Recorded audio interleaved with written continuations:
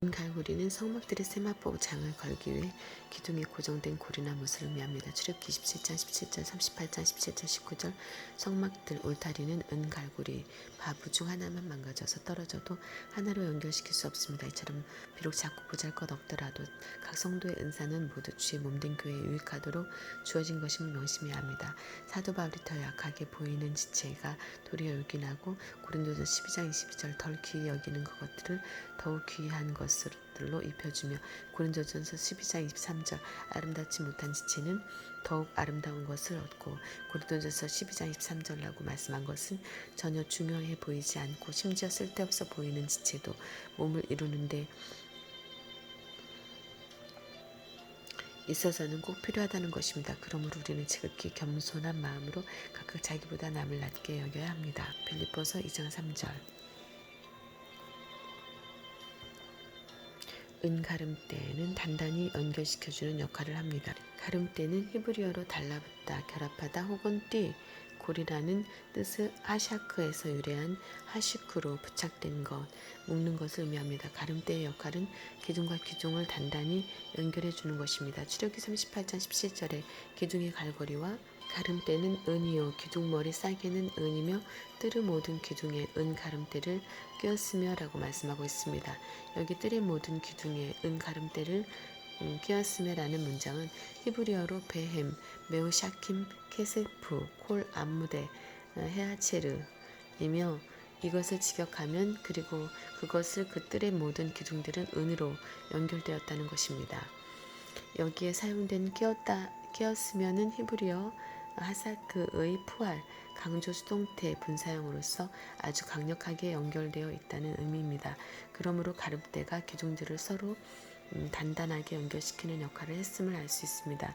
마치 배의 돛이 돛대에 단단히 묶여 견고하게 부착되어 있는 것처럼 울타리의 세마포 장은 가름대와 갈고리를 통해 기둥에 잘 부착되어 있었을 것입니다. 말뚝이 사용된 곳은 두 군데로 성막의 말뚝과 뜰 사면의 기둥들을 고정시키는 말뚝입니다. 출애굽기 27장 19절, 35장 18절, 38장 20절에 31절 말뚝의 히브리어 야테드는 못, 핀, 쐐기를 뜻합니다. 이사야서 22장 23절 이 말뚝의 재료는 모두 놋이었습니다. 성막의 말뚝은 성막 본체를 덮고 있는 막의 덮개와 옷덮개를 텐트처럼 팽팽하게 고정시키는 데 사용된 말뚝들입니다. 그리고 뜰의 사면 포장 말뚝은 동서남북 울타리와 동쪽 뜰의 문장에 쓰인 총 60개의 기둥을 고정시켜 세마포 장과 뜰의 문장을 견고하게 잡아주었습니다. 장막을 치면서 말뚝으로 고정시키지 않은 바람이 조금만 불어도 기둥이 흔들리며 포장이 날아가 버리고 결국 무너지게 되어 있습니다. 뜰의 포장 말뚝은 두 줄로 성막 기둥과 연결되어 있고 성막 말뚝은 막의 덮개와 옷 덮개를 줄로 잡아당겨 땅속에 박혀 있습니다. 팽팽한 줄과 견고한 놋 말뚝이 없이는 장막은 유지되거나 보존될 수 없습니다. 에스라서 9장 8절, 이사야 22장 23절에서 25절, 33장 20절, 54장 1절에서 2절 성막의 말뚝, 장막 말뚝, 줄들, 땅속에 박혀있는 말뚝의 모습, 은 기둥머리 싸개, 가름대, 기둥, 은 갈고리, 뜰, 줄들, 뜰의 포장 말뚝, 높받침, 성막 울타리의 구속사적 교훈. 첫째, 울타리는 거룩한 분리, 보호와 안전을 의미합니다. 울타리 안은 보호를 받고 안전하지만 울타리 밖은 보호를 받을 수 없고 안전하지 못합니다. 시편 91편 10절에서 화가 내게 미치지 못하며 재앙이 내 장막에 가까이 오지 못하리니라고 말씀하고 있습니다. 성막들의 울타리를 기준으로 그 안은 교회요 바깥쪽은 교회 밖입니다. 출애굽기 26장 33절에는 성소와 지성소가 나옵니다. 여기에서 성소는 히브리어 코데시로 거룩한 장소, 홀리플레이스를 의미하며 지성소는 코데시 하코다심으로 가장 거룩한 장소, 홀리 오브 홀리스라는 뜻입니다. 그러므로 성소와 지성소는 모두 거룩한 곳입니다. 또한 성막의 뜰도 거룩한 곳입니다. 시편 65편 4절이나 92편 12절에서 13절에서 뜰이 하나님의 집이나 성전과 같은 의미로 사용되었습니다. 출애굽기 40장 8절에서 11절을 봐도 성막을 세우시고 거룩한 관유를 취하여 뜰에 있는 번제단과 모든 기구와 물두멍과 그 받침에 발라서 거룩하게 성별하였습니다. 그러므로 울타리를 기준으로 그 안은 거룩한 곳이나 울타리 밖은 거룩하지 못합니다. 둘째, 울타리는 하나님의 소유를 구분합니다. 울타리 안은 하나님의 소유입니다. 그래서 하나님께서는 성소를 가리켜 내 성소라고 말씀하십니다. 레위기 19장 30절에서 내 안식일을 지키고 내 성소를 공경하라 나는 여호와니라 라고 말씀하고 있고, 레위기 20장 3절에서는 내 성소를 더럽히고 내 성호를 욕되게 하였음이라 라고 말씀하고 있습니다. 시편 65편 4절에 주의 뜰, 하칠의 뜰, 시편 84편 2절에 여호와의 궁정, 시편 84편 10절에서 주의 궁정, 시편 92편 13절에서 하나님의 궁정 등의 말씀을 보면 한결같이 하나님 자신의 뜰, 곧 하나님의 소유임을 강조하고 있습니다. 셋째, 울타리의 세마포장은 예수 그리스도의 대속의 죽음과 그로 말미암은 성도들의 의를 나타냅니다. 성막들의 흰색 세마포장이 쳐져 있었던 이유는 외부인의 무분별한 출입을 막고 성소를 출입하는 이스라엘 백성이 자신들의 세속화된 행실을 돌이켜 회개하게 하고 하나님의 거룩한 성막을 성별하기 위함이었습니다.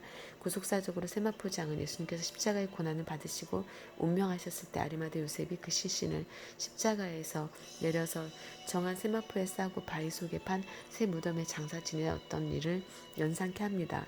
마태복음 27장 59절에서 60절, 마가복음 15장 46절, 누가복음 23장 52절에서 53절, 요한복음 19장 40절에서 41절. 또한 흰 세마포는 성도들의 의를 상징합니다. 요한계시록 19장 8절에서 그에게 허락하사 빛나고 깨끗한 세마포를 입게 하셨은즉 이 세마포는 성도들의 옳은 행실이로다 하더라 라고 말씀하고 있습니다. 여기 옳은 행실은 헬라어로 디카이오마 로 의로운 행동이나 행위를 말합니다. 그러므로 세마포를 입은 성도는 그리스도 예수 안에 있는 구속으로 말미암아 하나님의 은혜로 값없이 의롭다 하심을 얻은 자입니다. 로마 3장 24절, 우리 자신의 신령한 성전도 예수 그리스도의 피를 힘입어 그의 의를 통한 은혜의 역사로 완성되어 갑니다. 에베소서 2장 21절에서 20절, 요한계시록 19장 14절에서는 주님께서 재림하실 때에도 하늘에 있는 군대들이 희고 깨끗한 세마포를 입고 백마를 타고 주님을 따른다고 말씀하고 있습니다. 넷째, 울타리 말뚝은 예수 그리스도의 희생을 통한 교회의 연합을 의미합니다.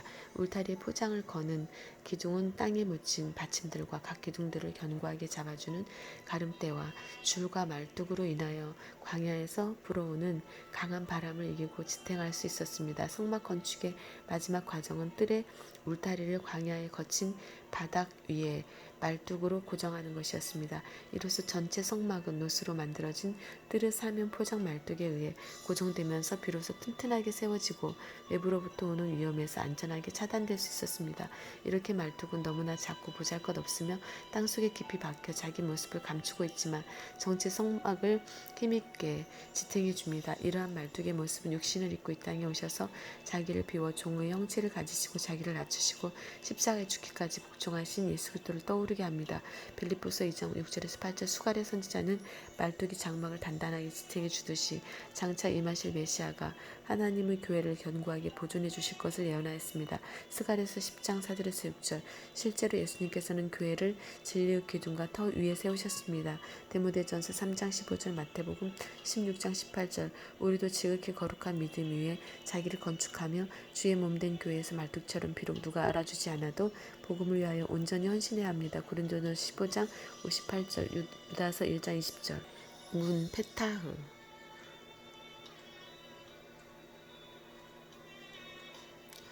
출애굽기 27장 13절에서 15절, 38장 13절에서 15절, 출애굽기 26장 36절, 36장 37절, 39장 38절, 26장 38절.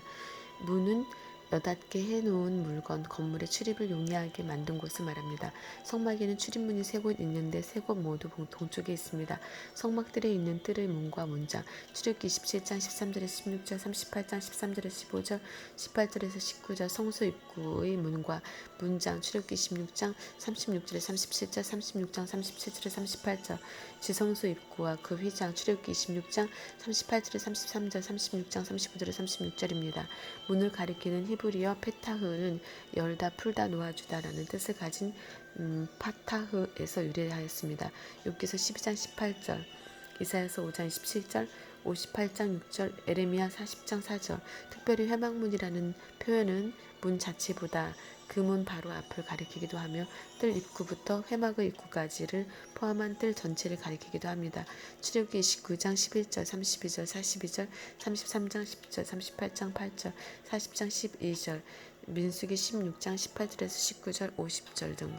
문들의 크기, 전체 성막의 입구인 뜰문은 높이 5규빗, 2.28m, 너비 20규빗, 9.12m이고 출애굽기 27장 16절, 18절, 38장 18절 성소로 들어가는 입구의 문은 높이 10규빗, 4.56m 이상, 너비 10규빗이며 성소에서 지성소로 들어가는 입구에도 성소문과 동일한 크기의 문이 있는데 이 세 문은 성소 입구의 문장, 청색실, 자색실, 홍색실, 가늘게 꼰 배실. 출애굽기 26장 36절, 36장 37절, 지성소 입구의 휘장. 출애굽기 26장 31절에 33절, 36장 35절, 40장 3절, 21절. 그룹들을 공교히 수놓음. 뜰 문의 문장, 청색실, 자색실, 홍색실, 가늘게 꼰 배실. 모두 휘장으로 되어 있습니다. 각 문의 휘장은 기둥과 받침에 의해 세워지는데 뜰 문에는 4개의 기둥과 놋받침. 출애굽기 27장 16절에서 17절, 38장 19절. 성막문, 회막문에 5개의 기둥과 놋받침. 지성소 입구의 휘장에는 4개의 기둥과 은받침이 있습니다. 출애굽기 26장 32절, 37절, 36장 36절, 38절. 문들의 문장과 휘장. 뜰문의 문장, 뜰 사면의 포장은 세마포 포장이며 높이는 5규빗, 2.28m, 길이는 남쪽에 100규빗, 45.6m, 북쪽에 100규빗, 서쪽에 50규빗, 22.8m이며 동쪽은 뜰문 좌우로 각각 길이가 15규빗, 6.84m 되는 사마포 장을 찾고 뜰문은 길이가 20규빗, 9.12m입니다. 출애굽기 27장 9절에서 16절, 38장 9절에서 16절, 18절. 뜰문의 문장은 성막 제일 안쪽의 앙장, 내부 앙장과 동일한 4가지 색상의 실, 청색, 자색, 홍색 실, 가늘게 꼰 배실로 수놓아 짜서 만들었습니다. 출애굽기 27장 16절, 38장 18절. 이 문을 통해서만 하나님의 성막 안으로 들어갈 수 있습니다. 하나님 앞에 제사 드리기를 원하는 자는 누구든지 이 문을 통해 언제나 들어갈 수 있습니다. 그런데 성막을 중심으로 12지파가 사방에 3지파씩 진을 치고 있었으므로 사방에 하나씩 문을 낸다면 어느 지파나 들어가기가 편리했을 것입니다. 그러나 하나님께서는 오직 동쪽에만 문을 내도록 하셨습니다. 출애굽기 27장 13절에서 16절, 38장 13절에서 15절, 18절. 성소 입구의 문장과 지성소 입구의 휘장. 성막, 회막, 성소는 일반 백성이 출입할 수 없으며 제사장들만 들어가서 하나님을 섬기는 곳이었으므로 성막문, 회막문을 위하여 장을 만들었습니다. 출애굽기 26장 36절, 36장 37절. 그리고 지성소는 1년에 하루 데스트 속죄일에 대제사장만 출입할 수 있으며 그 입구 휘장은 지성소를 가리는 차단과 보호의 역할이 컸습니다. 출애굽기 26장 31절, 33절, 36장 35절, 40장 3절, 21절. 또한 언약궤가 이동 중일 때는 지성소 입구의 휘장이 언약궤를 덮어 가리는 목적으로도 사용되었습니다.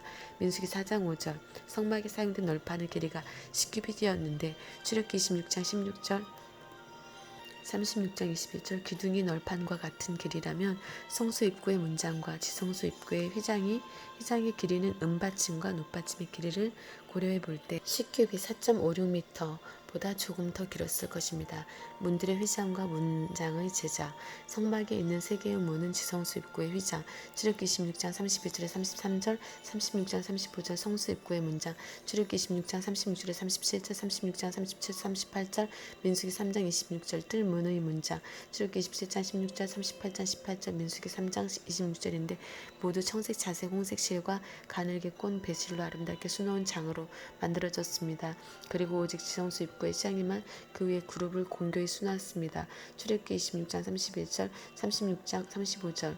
모든 문의 휘장 또는 문장이 청색, 자색, 홍색 실과 가늘게 꼰 배실로 수놓아 만들어진 것은 유일한 구원의 문이신 예수 그리스도의 4가지 모습을 나타냅니다.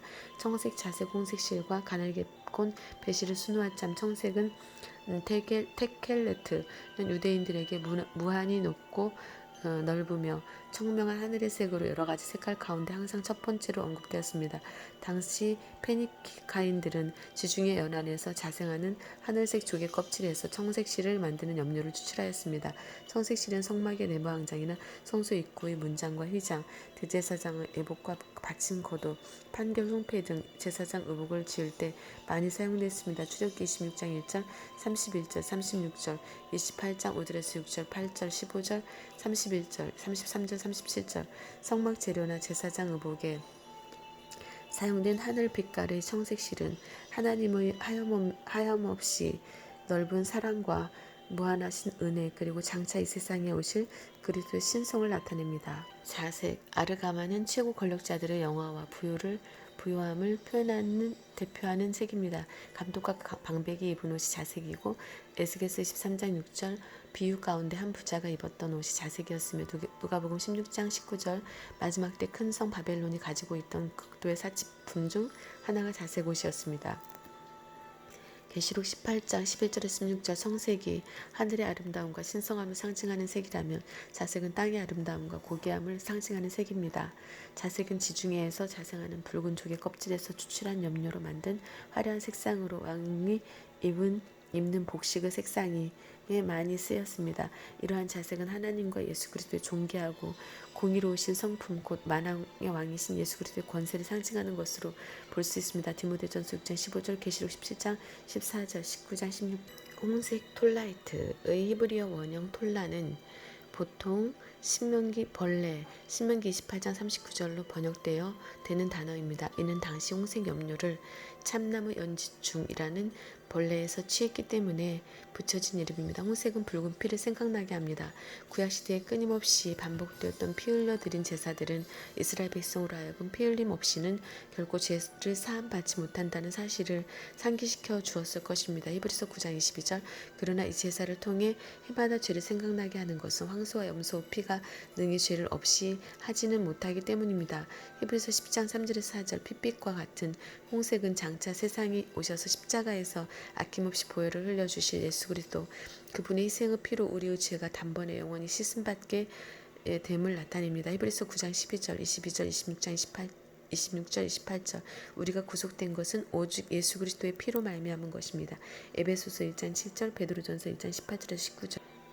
가늘게 꼰 배실에서 가는 배실로 번역된 쇠시는 애굽에서 유래하였고, 애굽에서 수입한 좋은 품질의 흰색 세마포나 품질이 우수한 애굽의 아마에서 뽑아낸 것으로 염색하지 않은 가늘고 부드러운 배실을 가리킵니다. 흰색은 의로움과 완전함을 상징하는 것으로 사람으로 오셨지만 죄가 없으신 예수 그리스도의 순결한 성품과 완전하심을 나타냅니다.